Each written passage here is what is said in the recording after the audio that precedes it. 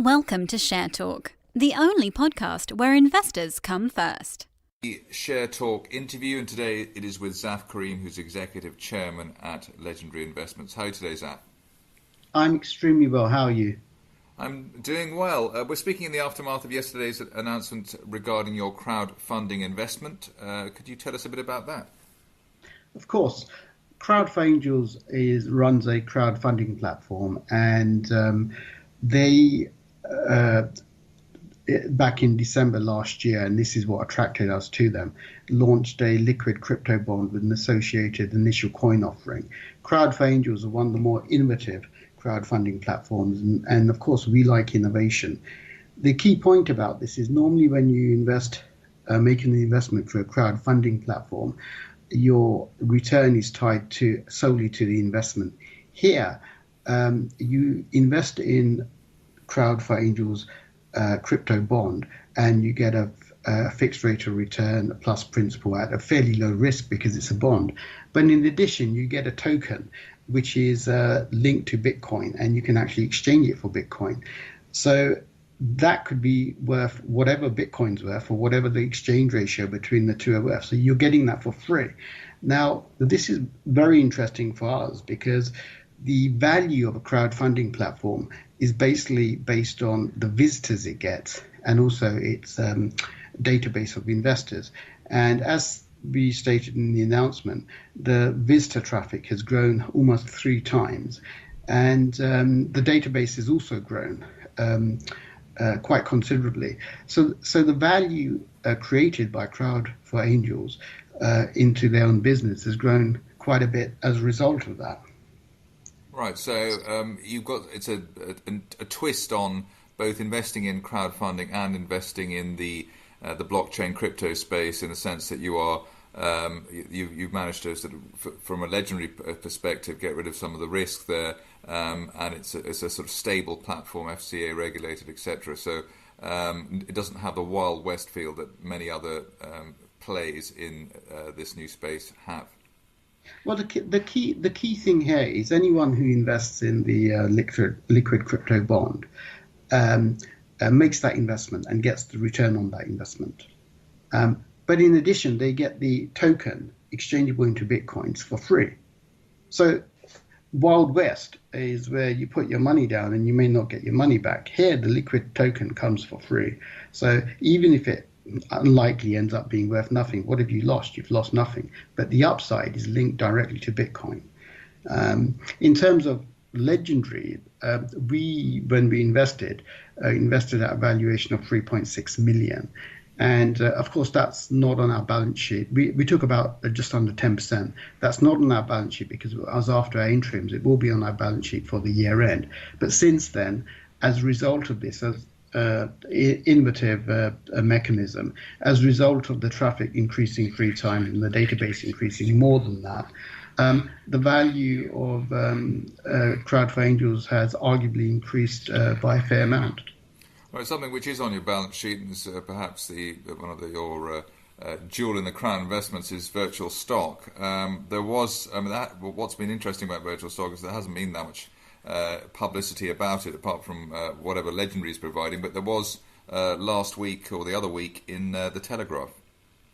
Well, there was the Telegraph article last week, which in which the Telegraph interviewed Andrew Mills, the CEO. Virtual Stock does put out its own PR, which is available on its website. But in terms of the Telegraph article, basically what that was about was how Virtual Stock system, the Edge, is helping bricks and mortar retailers fight the onslaught from online retailers, including Amazon. Essentially, the established retailers have legacy IT systems which talk to each other slowly or badly, and indeed when they talk to their suppliers, it's slowly or badly. And the Edge solves that problem by making the data transfer seamless. This saves both money and time. Money in terms of if you have seamless transfer of data, then you don't need to stock everything, your supply stocks, because the moment it's ordered, you can send the order off to your supplier. So the need for warehouse space reduces. And then the second thing is in terms of time. As an example, Tesco's used to take 10 weeks or so to put new products from its supplier onto its systems. And now with the Edge, it takes 2 weeks. And all of this amounts to these bricks and mortar retailers being able to much more effectively compete with the online retailers by making their own online platforms far better.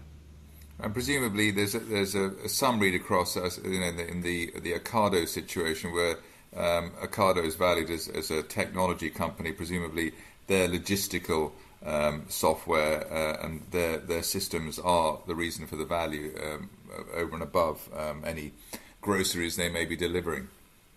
Well, look, the bricks and mortar retailers are valued in the tens of billions. The online retailers are valued more highly than that. And of course, the pinnacle there is Amazon. And part of that is simply because the information flow, the logistics, and the amount of physical inventory that needs to be held is far lower.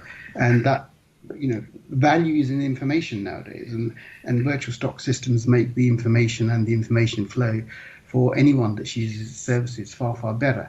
Look, the proof is in the pudding. The clients that virtual stock currently has include Tesco's, they include Asda Sainsbury's, they include John Lewis, they include Dixon's Carphone, they include Office Depot, they include B&Q, which is the Kingfisher Group, and they include the National Health Service. A FTSE 100 be quite pleased to have clients like that. So the system is very much working. Right, and we'll obviously see in due course how the progression of the valuation of virtual stock is presented in your portfolio. Well, as I mentioned earlier on, we use a historic transaction valuation methodology for our accounts. That means we take the last transaction that happened. The last transaction that happened in terms of virtual stock was when Notion invested in July 17 at a valuation of 66 million, and we hold our virtual stocks data at that valuation.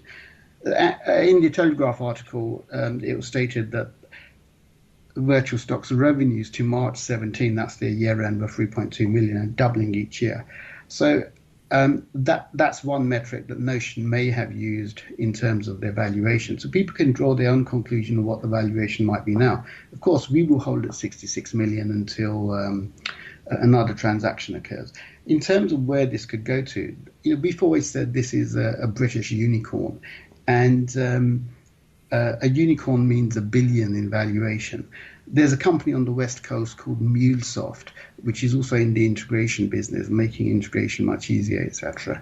And they were sold to Salesforce.com in March of this year for $6.5 billion.